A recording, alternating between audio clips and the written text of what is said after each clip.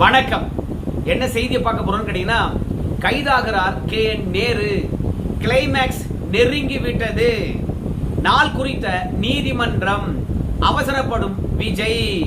பின்ன அவசரப்பட மாட்டாரா?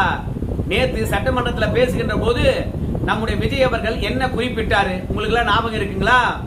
கஜானாவிலிருந்து ஒரு பைசா எடுக்க மாட்டோம், எடுக்கவும் விட மாட்டோம், எடுத்தாங்கன்னா அவங்கள சும்மா விட மாட்டோம், ஏற்கனவே எடுத்தவங்களையும் சும்மா விட மாட்டோம் அப்படின்னு டைலாக் பேசியிருக்கிறார். வெறுமனே சினிமா டைலாக் மாதிரி பேசிட்டு போனா மக்களுக்கு நம்பிக்கை வருமா? KN நேரு மீது என்ன வழக்கு இருக்குது, செயல்ல காட்டணுமா இல்லையா? அதுலயும் நம்ம விஜய் அவருடைய பிறந்தநாள் விழாவில் SAC அவர்கள் கலந்து கொண்டு, அது யாருப்பா SACன்னு கேக்குறீங்களா? நம்ம முதலமைச்சருடைய தந்தையார் தான் SA சந்திரசேகர் அவர்கள் கலந்து கொண்டு செய்தியாளர்கிட்ட பேசுகின்ற பொழுது, என்னங்க முதலமைச்சரை பொறுத்த வரைக்கும் செய்தியாளர்களை சந்திக்க மாட்டாரு, நிர்வாகம் தொடர்பாக பேசவே மாட்டாரு, அமைதியாவே இருக்கிறாரு அப்படின்னு சொல்லும் பொழுது, அதுக்கு SAC அவர்கள் என்ன சொல்றான்னு கேட்டீங்கன்னா, என்னுடைய மகனை பொறுத்த வரைக்கும் பேச மாட்டாரு, செயல்ல காட்டுவாரு, ஒரு நாள்ல பெரிய சம்பவம் செய்ய போறார் பாருங்க அப்படின்னு சொல்லியிருக்கிறாரு. 60 ஆண்டு காலமாக பேசி பேசி தான் கேட்டோம், மீண்டும் என்னுடைய மகனையும் பேசணுமா, பேச வைக்கணுமா அப்படின்னு சொன்னார். அப்போ பேசுகின்றவர் அல்ல, செயலில் காட்டக்கூடியவர் நம்ம விஜய் அவர்கள் சொல்லிவிட்டு அவங்க தந்தையாரே சொல்லிவிட்டு இருப்பதனால இப்ப விஜய் அவர்களை பொறுத்த வரைக்கும் KN நேரு அவர்களை கைது பண்ணியாக வேண்டும் என்று அவசரப்படுகின்றார். ஏன் அவசரப்படுறான்றதை நான் ஏற்கனவே சொல்லிட்டேன். எந்த வழக்கில் KN நேரு அவர்கள் கைது செய்யப்பட போறாரு அப்படின்னு முழு விவரத்தையும் உங்ககிட்ட நான் பகிர்ந்துக்கிறேன். ஆனா அதற்கு முன்பாக இதுவரைக்கும் நம்ம சேனலை நீங்க சப்ஸ்கிரைப் பண்ணலனா மறக்காம சப்ஸ்கிரைப் பண்ணிட்டு கொஞ்சம் ஊக்குவிக்குமாறு கேட்டுக்கிறேங்க. KN நேரு மட்டும் கைதானார்னு வச்சுங்களேன், திமுக தலைமையானது ஆடி போய்விடும். ஏன்னா வழக்கு அப்படி. உங்க எல்லாருக்கும் தெரியும், 2 வருஷத்துக்கு முன்பாக வருமான வரித்துறையானது KN நேரு வீடு, அவங்க தம்பி மணிவண்ணன் வீடு, இன்னொரு தம்பி ரவிச்சந்திரன் வீடு, இவங்க வீடுலாம் வந்து அதிரடியாக சோதனை இடுகிறது. அதையெல்லாம் தாண்டி இவங்க 3 பேரும் வந்து ஒரு கம்பெனி வச்சு நடத்துறாங்க. அது ஒரு கட்டுமான நிறுவனம், ட்ரூ வேல்யூ ஹோம். அதுலயும் போய் சோதனை எடுக்கின்றார்கள். அப்படி சோதனை எடுக்கின்ற போது வருமானத்துக்கு அதிகமாக சொத்து சேர்த்தார் என்ற விவரமானது புலனாகிறது. இருக்கின்ற ஆவணங்களை அள்ளி சென்றுகிறது வருமான வரித்துறை. அதன் அடிப்படையில் ஆய்வு செய்த பிறகு சட்ட விரோதமான பண பரிவர்த்தனையானது நடந்திருப்பதற்கான ஆதாரம் கிடைக்கிறது. உடனே வருமான வரித்துறையானது தன்னிடம் இருந்த ஆதாரத்தை அமலாக்கத்துறை இடத்துல கொடுக்குது. அமலாக்கத்துறையானது ஆதாரங்களை அலசி பார்த்துவிட்டு நம்முடைய தமிழகத்துல பொறுப்பு DGP இருந்தார் இல்லையா, அவருக்கு ஆதாரங்களையும் ரகசிய குறியீடுகள் கொண்ட ஆவணங்களையும் அனுப்பி வைக்கிறாங்க. எதற்காக அனுப்பி வைக்கிறாங்க அப்படின்னு பார்க்கும் பொழுது, நம்ம KN நேரு அவர்கள் சட்டவிரோதமான பண பரிவர்த்தனை செய்திருக்கிறார் அப்படின்னு சொல்லியிருக்கிறாங்க. வருமானத்துக்கு அதிகமாக சொத்து சேர்த்திருக்கிறார் அப்படின்னு சொல்லியிருக்கிறாங்க. எங்கிருந்து அந்த பணம் வந்தது அப்படின்றதுக்கான விவரத்தையும் சொல்லியிருக்கிறாங்க. எங்கிருந்து பணம் வந்தது அப்படின்னு பார்க்கும்பொழுது, நம்ம KN நேரு அவர்களுடைய நகராட்சி துறையில வந்து வேலை போட்டு கொடுத்துக்கிறாருங்க. சும்மா வேலை போட்டு கொடுக்கல, கிட்டத்தட்ட 634 கோடி ரூபாய் பணம் வாங்கின்னு நம்ம KN நேரு அவர்கள் வந்து வேலை போட்டு கொடுத்துருக்கிறார். எவ்வளவு பேருக்கு போட்டு கொடுத்துருக்காரு பார்க்கும்போது 2538 பேருக்கு வேலை போட்டு கொடுத்துருக்காரு. ஒவ்வொருத்தர்கிட்டையும் வந்து 25 லட்சத்திலிருந்து 35 லட்சம் வரைக்கும் வாங்கின்னு வேலை போட்டு கொடுத்துருக்கிறார் 2538 பேருக்கு. இந்த விவரமானது அமலாக்கத்துறையானது அள்ளுகிறது. இதுல சட்டவிரோதமான பண பரிவர்த்தனை அப்படின்னும் போது KN நேரு கிட்ட இருந்து யாருக்கு கை மாறி இருக்குன்னு பார்க்கும்போது திமுக கழகத்துக்கு கை மாறி இருக்கிறது. திமுக கட்சி நடத்தக்கூடிய விழாக்களுக்கு KN நேரு கிட்ட இருந்து அந்த பணம் போயிருக்கிறது. அப்போ சட்டவிரோதமாக இந்த பணத்தை கட்சிக்கும் கட்சி நிகழ்ச்சிக்கும் கொடுத்திருக்கிறாரு நம்ம KN நேரு அவர்கள். இப்போ கட்சிக்கு பணம் கொடுத்திருக்காருன்னா அந்த பணத்தை யார் வாங்கியிருப்பாங்கோ? கட்சிக்கு தலைவராக இருக்கக்கூடியவர் தானே. அதனால KN நேரு மட்டும் கைதானான்னு வச்சுங்களேன், மொத்த பேரும் மாட்டுவாங்க. அதனால கிட்டத்தட்ட 2025 10ஆம் மாதம் வந்து ஆவணங்களுடன் வந்து அமலாக்கத்துறையானது வேண்டுகோள் வைக்குது. லஞ்ச ஒழிப்புத்துறை வந்து KN நேரு மீது FIR போடணும், FIR போட்ட உடனே நாங்க விசாரணைக்கு வரணும்பா அப்படின்னு சொல்லிட்டு வேண்டுகோள் வைக்கிறாங்க. ஆனால் அன்றைக்கு இருந்த தமிழக அரசாங்கமானது நம்முடைய KN நேரு மீது FIR போட தயங்குகின்றார்கள். எஃப்ஐஆர் போடவே இல்லை. உடனடியாக அதிமுக இருக்கக்கூடிய இம்பர்துரை இருக்காரு இல்லைங்களா, அவரு உயர் நீதிமன்றத்தை நாடுகின்றார். அப்படி உயர் நீதிமன்றத்தை நாடி பாருங்க, நேருக்கு எதிராக ஆதாரங்கள் கொடுத்திருக்கிறாங்க, பல ரகசிய புள்ளி விவரங்கள் கொண்ட ஆவணங்களை கொடுத்திருக்காங்க. ஆனால் இவ்வளவு ஆவணங்கள் இருந்தும் ஆதாரம் இருந்தும் இன்னும் லஞ்ச ஒழிப்புத்துறையானது எஃப்ஐஆர் போடலைங்க. அதனால நேரு மீது ஈடி தந்த ஆதாரத்தின் அடிப்படையில் எஃப்ஐஆர் போடணுங்க அப்படின்னு சொல்லிட்டு உயர் நீதிமன்றத்தை நாடுகின்றார். உயர் நீதிமன்றமானது இன்பதுரை வைத்த கோரிக்கையை ஏற்று உடனடியாக லஞ்ச ஒழிப்புத்துறையானது நேரு மீது எஃப்ஐஆர் போடணும் அப்படின்னு சொல்லிட்டு கேட்கிறாங்க. ஆனால் லஞ்ச ஒழிப்புத்துறையானது நீதிமன்றம் உத்தரவிட்ட பிறகும் எஃப்ஐஆர் போடல. உடனடியாக இன்பதுரை அவர்கள் மீண்டும் உயர் நீதிமன்றத்தையே நாடுகின்றார். எதற்காக நாடுகின்றார் என்று பார்க்கும்போது நீதிமன்ற அவமதிப்பு. நீதிமன்றம் உத்தரவிட்ட பிறகும் லஞ்ச ஒழிப்புத்துறையும் தமிழக காவல்துறையும் எஃப்ஐஆர் போடாதது நீதிமன்ற அவமதிப்பு இல்லையா? அதை போய் வழக்காக தொடுக்கின்றார். நீதிமன்றமானது நீதிமன்ற அவமதிப்பு வழக்கை எடுக்குது.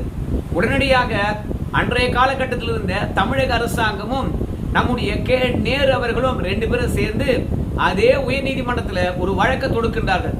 என்ன வழக்கு என்று பார்க்கின்ற பொழுது, இந்த வழக்கை மறுசீராய்வு செய்ய வேண்டும். என் மீது வழக்கு பதிவதற்கு முன்பாக இந்த ஆவணங்கள் மற்றும் என் மீது வைக்கப்பட்டிருக்கின்ற குற்றச்சாட்டு இவற்றையெல்லாம் மறு ஆய்வு செய்துவிட்டு பிறகுதான் எஃப்ஐஆர் போடணும் அப்படின்னு போறாரு. மறு ஆய்வுக்கு பிறகு நீதிமன்ற அவமதிப்பு வழக்கு எடுத்துக்கலாம் அப்படின்னு சொல்றாங்க. இந்த நேரு மற்றும் தமிழக அரசாங்கம் போட்டிருக்கின்ற மனுவானது நம்முடைய உயர் நீதிமன்றத்துடைய தலைமை நீதியரசர் மற்றும் அருள்முருகன் நீதியரசர் அவர்களுடைய பெஞ்சுக்கு போது இதை விசாரிக்கிறாங்க. அப்படி விசாரித்து ஏங்க இவர் மீது ஜூன் 23 வரைக்கும் எந்த விதமான நடவடிக்கையும் எடுக்கக்கூடாது அப்படின்னு தேர்தலுக்கு முன்பாக உத்தரவிடுகின்றார்கள். பிறகு தேர்தல் எல்லாம் நடந்து முடிகிறது. பிறகு ரிசல்ட் வருகிறது. திடீரென நேரு அவர்கள் மீண்டும் நீதிமன்றத்தை நாடுகின்றார். ஜூன் 5 போய் நாடுறார். எதுக்கு நாடுகின்றார் என்று பார்க்கும் பொழுது, இல்லைங்க ஜூன் 23 வரைக்கும் என் வழக்கில் எந்த விதமான நடவடிக்கை எடுக்கக்கூடாது என்று நீதிமன்றம் உத்தரவிட்ட பிறகும் என்னை லஞ்ச ஒழிப்புத்துறையானது கைது செய்ய முற்படுகிறது. என் மீது எஃப்ஐஆர் போறதுக்கு துடிக்கிறாங்க. ஏன்னா ஈடியானது என் மீது இன்னும் 3 கடிதங்களை எழுதி வச்சிருக்குது. கிட்டத்தட்ட திமுக ஆட்சியில் 1, தவே காட்சி வந்த பிறகு 2 முறை கடிதம் எழுதிட்டாங்க. தொடர்ந்து 2 முறை ஆவணங்களுடன் ஆதாரங்களுடன் கடிதம் எழுதினால இப்போ அவசரப்பட்டு என் மீது வழக்கு தொடுக்க பாக்குறாங்க அப்படின்னு மீண்டும் போய் ஜூன் 5 நம்ம நேரு அவர்கள் நீதிமன்ற அவமதிப்பு வழக்கு இருக்கா இல்லைங்களா? இருக்கு. ரெண்டாவது, என்னுடைய வழக்கை மறு சீராய்வு செய்ய வேண்டும் என்று கோரிக்கை வச்சுனா இல்லைங்களா? வச்சிங்க. ஆனா நீதிமன்றம் ஜூன் 23 வரைக்கும் நடவடிக்கை எடுக்க கூடாதுன்னு சொல்லிட்டு உத்தரவிட்டீங்களா இல்லையா? ஆனா இப்போ ஜூன் 5 நடவடிக்கை எடுக்கிறாங்க பாஸ் அப்படின்னு நீதியரசர் கிட்ட போய் முறையிடுறாங்க. உடனடியாக புதிய அரசாங்கம் அமைந்த பிறகு அந்த அரசாங்கத்துடைய தலைமை வழக்கறிஞர் நாராயணன் அவர்கள் போயிட்டு, சத்யநாராயணன் அவர் போயிட்டு, என்னங்க நாங்க தான் ஜூன் 23 வரைக்கும் இவர் மீது நடவடிக்கை எடுக்க வேணாம்னு சொன்னோமே, ஏன் நடவடிக்கை எடுக்கிறீங்க அப்படின்னு கேட்கும்போது, நீங்க உத்தரவிட்டது கடந்த ஆட்சி காலத்தில் இருந்த அரசாங்கத்தினுடைய தலைமை வழக்கறிஞர் கிட்ட நீங்க உத்தரவிட்டு இருக்கின்றீர்கள். அந்த வழக்கறிஞர் பாத்தீங்கன்னா உங்களுக்கு உத்தரவாதம் அளித்திருக்கின்றார். ஜூன் 23 வரைக்கும் நாங்க எந்த விதமான நடவடிக்கை எடுக்க மாட்டோம் என்று உங்ககிட்ட அவங்க உத்தரவாதம் அளித்திருக்கின்றார்கள். அதனால சென்ற அரசாங்கத்துல யாரு அரசாங்கத்துடைய தலைமை வழக்கறிஞர் இருந்தாங்களோ அவங்களுக்கு போடப்பட்ட உத்தரவு எங்களுக்கு எப்படிங்க பொருந்தும்? அதனால நாங்க நடவடிக்கை எடுக்க போறோம் அப்படின்னு தமிழக அரசாங்கத்துடைய தலைமை வழக்கறிஞர் சொல்றார். இப்ப திருத்துங்களா, ஜூன் 23 வரைக்கும் கம்மன் இல்லாத விஜய் நேரு மீது நடவடிக்கை எடுக்க வேண்டும் என்று அவசரப்படுகின்றார். அதனால தான் சென்ற ஆட்சியோ இந்த ஆட்சியோ, ஆனால் ஆட்சி மாறிக்கொண்டிருக்கலாம், ஆனால் நீதிமன்ற உத்தரவு தமிழக அரசாங்கத்துக்கு தான் போட்டாங்க. அதனால ஆட்சி கட்டல விஜய் வரலாம், இல்ல ஸ்டாலின் இருக்கலாம், ஆனா நீதிமன்ற உத்தரவை ஒபே பண்ண வேண்டியது நம்ம விஜயும் அவங்க தலைமை வழக்கறிஞரும். அதான் நீதியரசர் சொல்றாங்க, நீங்க யாரை வேணுமானாலும் மாத்துவீங்க, அதனால நாங்க போட்ட உத்தரவு தமிழக அரசாங்கத்துக்கு தான். அரசாங்கத்துல யார் வேணாலும் உட்கார்ந்து இருக்கலாம், ஆனா எங்க உத்தரவை கடைபிடிக்கணும். அதனால ஜூன் 23 வரைக்கும் ஒண்ணுமே பண்ணக்கூடாது அப்படின்னு மீண்டும் உத்தரவிட்டு நம்ம நேரு அவர்களை நீதிமன்றம் காப்பாற்றியது. இப்ப என்ன ஆச்சு அப்படின்னு பார்க்கும்போது, நேற்று தானுங்கள 23 அதனால திடீர்னு தமிழக அரசாங்கமானது இந்த நேரு அவர்களை கைது பண்ணியே ஆகணும் அப்படின்ற நிர்பந்தத்தினால ஏற்கனவே தமிழக அரசாங்கமா இருந்த திமுக அரசாங்கமானது இந்த நேரு வழக்கு தொடர்பாக சீராய்வு மனு போட்டாங்கன்னு சொன்னோம் இல்லையா, அந்த மனுவை நாங்க திரும்ப பெற்றுக் கொள்ளுகின்றோம் அப்படின்னு தமிழக அரசாங்கம் சொல்லிடுச்சு. நேரை பொறுத்த வரைக்கும் அவர் தப்பு பண்ணார் என்ற விஷயமானது தெளிவாகிறது. அதனால நேரு அவர்களை நீதிமன்றமாவது விசாரிக்கட்டும், இல்ல லஞ்ச ஒழிப்பு துறையில நாங்க வழக்கு போடுறோம், அதற்கு பிறகு அவர் வழக்கை சட்டப்படி எதிர்கொள்ளட்டும் அப்படின்னு சொல்லிவிட்டு சீராய்வு மனுவை நாங்க திரும்ப பெற்று விடுகின்றோம் அப்படின்னு தமிழக அரசாங்கமானது முடிவெடுத்து விட்டது. ஆனா நேரு அவர்களை பொறுத்த வரைக்கும் ஏங்க என் வழக்குல சீராய்வு நடத்த வேண்டும் சொன்னேன். ஏன் சொன்ன தெரியுமா? ஏற்கனவே இன்பத்துறை அவர்களை பொறுத்த வரைக்கும் நேருக்கு எதிராக நிறைய ஆதாரங்கள் இருக்குது. நேரு மீது எஃப்ஐஆர் போன லஞ்ச ஒழிப்பு துறைன்னு சொல்லிட்டு நீதிமன்றத்துக்கு வந்தாங்க தெரியுமா? அந்த தருணத்துல நேரு ஆகிய என்ன ஒரு வார்த்தை கூட கேட்கலீங்க. ஏன்பா உன் மீது இவ்வளோ புகார் இருக்குது, இது ஆதாரம்னு காட்டுறாங்களே, உன் கருத்து என்னப்பா அப்படின்னு என்ன யாருமே கருத்து கேட்கவே இல்லைங்க. என் கருத்தை கேட்காம லஞ்ச ஒழிப்பு துறையானது நேரு மீது எஃப்ஐஆர் போடலாம் அப்படின்னு சொல்லி போட்டாங்க.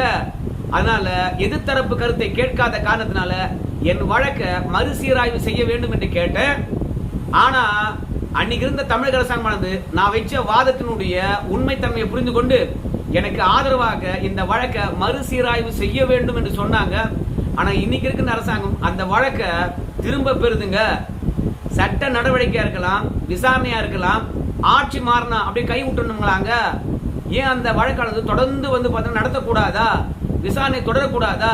இல்ல ஏற்கனவே விசாரணை நடத்திருக்கிறாங்களே அதை அப்படியே கை விட்டுணுமா?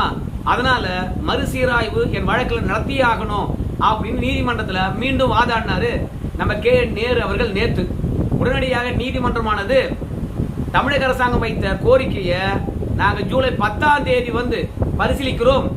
அப்போ சீராய்வு மனு போட்டீங்கல்ல தமிழக அரசாங்கமே, அதை நாங்க திரும்ப பெற்றுக்கொள்ள அனுமதிக்கிறோமா, இல்ல நேரு வழக்கு சீராய்வுக்கு பிறகுதான் நாங்க தீர்ப்பு வழங்குவோம் அப்படின்னு சொல்லிட்டு முடிவெடுக்கணுமா?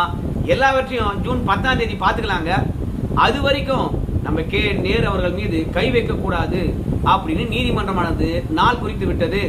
நிச்சயமாக ஜூன் 10ஆம் தேதி அரசாங்கத்துடைய நடவடிக்கைக்கு எதிராக நீதிமன்றமானது ஒருபோதும் நடவடிக்கை எடுக்க முடியாது. ஏன்னா தமிழக அரசாங்கமானது இவர் மீது எஃப்ஐஆர் போட்ட பிறகுதான் வழக்கே விசாரணைக்கு வரும். ஆனா எஃப்ஐஆர் போடாம அந்த வழக்கை நீதிமன்றத்துல விசாரிக்க முடியுமா? இல்ல நம்ம நேரு அவர்கள் சொல்றதை வச்சு அமலாக்கத்துறை என்ன ஆதாரம் கொடுத்ததோ அந்த ஆதாரத்தை வச்சு அப்படியே வழக்கு நடத்திட்டே இருக்க முடியுமா? அதனால முறையா எஃப்ஐஆர் போட்டு எஃப்ஐஆர்ல குற்றவாளி யாருன்னு சொல்றாங்களோ அவங்களை விசாரித்து அதுக்கு பிறகு ஆவணங்களை கொண்டு போய் நீதிமன்றத்தில் கொடுத்தா மட்டும்தான் இந்த வழக்கினுடைய உண்மைத்தன்மை தெரியும். அதனால ஜூலை 10ஆம் தேதி கண்டிப்பாக தமிழக அரசாங்கம் நாங்க சீராய்வு மனுவை திரும்ப பெற்றுக் கொள்ளுகின்றோம் சொன்னாங்க பாரு, அதை திரும்ப பெற்றுக் கொள்ளுங்கள் என்ற உத்தரவு வரும். அன்னிக்கே நேரு அவர்கள் கைது செய்யப்படுவாரு. பிறகு சட்டப்பூர்வமாக அவர் நீதிமன்றத்தில் பார்த்துக் கொள்ள வேண்டியதுதான். ஆனா விஜயை பொறுத்த வரைக்கும் 2 முறை நேரு அவர்களை கைது பண்ணிடணும் அப்படின்னு நீதிமன்ற உத்தரவுக்கு முன்பாகவே அவசரப்பட்டாரு. ஆனா திமுகவுல தான் வழக்கறிஞர் அணியானது மிக ஸ்ட்ராங்கா இருக்குது, சும்மா விட்டுருவாங்களா? அதனால 10ஆம் தேதி வரைக்கும் நீதிமன்றம் நேரு அவர்களை தப்பிக்க வைத்திருக்கிறது. இதுல என்ன பியூட்டி தெரியுமா? திமுக நேரு மீது இருக்கக்கூடிய வழக்கை பற்றி வாய் திறக்கவே இல்லை. செந்தில் பாலாஜி மீது இருக்கக்கூடிய வழக்கை பற்றி வாய் திறக்கவே இல்லை. 2வது அவங்க செந்தில் பாலாஜி இருக்கிறாரு, அவங்க தம்பி மீதும் வழக்கு இருக்குது, அதை பற்றி வாய் திறக்கல. இன்னொரு கொடுமை என்ன தெரியுமா? நம்ம விஜய் அவர்களை பொறுத்த வரைக்கும் திமுகவுல யாரெல்லாம் ஊழல் பண்ணாங்களோ அவங்க எல்லாம் உள்ள தூக்கி வைக்கணும் என்ற அடிப்படையில அமலாக்கத்துறை எழுதியிருக்கின்ற கடிதத்தின் அடிப்படையில நம்முடைய ஆளுநர் கிட்ட போய் அனுமதி கேட்டிருக்காங்க. ஏற்கனவே செந்தில் பாலாஜி மீது எஃப்ஐஆர் போடணுங்க, நீதிமன்றத்துல அவருடைய வழக்கு நடத்தினங்க, அதனால அனுமதி கொடுங்க அப்படின்னு கேட்டிருக்காங்க. இப்போ அனிதா ராதாகிருஷ்ணனுடைய வழக்க மீண்டும் ஆளுநர் கிட்ட வரைக்கும் கொண்டு போயிருக்காங்க. அனிதா ராதாகிருஷ்ணன் மீது எஃப்ஐஆர் போடணுங்க, தயவு செய்து அனுமதி கொடுங்க அப்படின்னு கேட்டிருக்காங்க. அப்புறம் அனிதா ராதாகிருஷ்ணனுக்கு பிறகு கிட்டத்தட்ட 10 அமைச்சர்கள் வரிசையில் நிற்கிறாங்க, திமுக முன்னாள் அமைச்சர்கள். ஸோ மொத்த பேரையும் புயல் சிறையில கொண்டு போய் விஜய் அடைப்பாருன்னு தெரியல. ஏற்கனவே பழக்கருப்பையா அவர்கள் சொன்னாருங்கோ, நான் பாருங்க திமுக அடிக்காத கொள்ளையே இல்லை, அடுத்த முறை திமுக பொதுக்குழுவானது புழல் சிறையில நடக்கட்டும், எடப்பாடி பழனிசாமி ஒட்டுமொத்த பேரையும் உள்ள தூக்கி வைக்கட்டும்னாரு. ஆனா எடப்பாடி பழனிசாமிக்கு பதிலாக இப்ப விஜய் அவர்கள் வந்து நம்முடைய திமுகவுடைய முன்னாள் அமைச்சர்களை புழல் சிறைக்கு அனுப்புகின்ற வேலையில களமிறங்கிட்டார். கே.என். நேரு ஒருத்தர் தான் உள்ள போறதுக்கு கஷ்டமா இருக்கும். ஆனா அவர் போனதுக்கு பிறகு திமுக எதிர்ப்பு எவ்வாறு இருக்குன்னு பார்த்துட்டு அடுத்தடுத்த பேரை ஈஸியா உள்ள தூக்கி வச்சிருவாங்க. கே.என். நேரு உள்ள போனா யாரு உள்ள போவாங்க? ஏன்னா சட்டவிரோதமான பண பரிவர்த்தனை பார்ட்டிக்கு போயிருக்குதான் கே.என். நேரு கிட்ட இருந்து பணம்.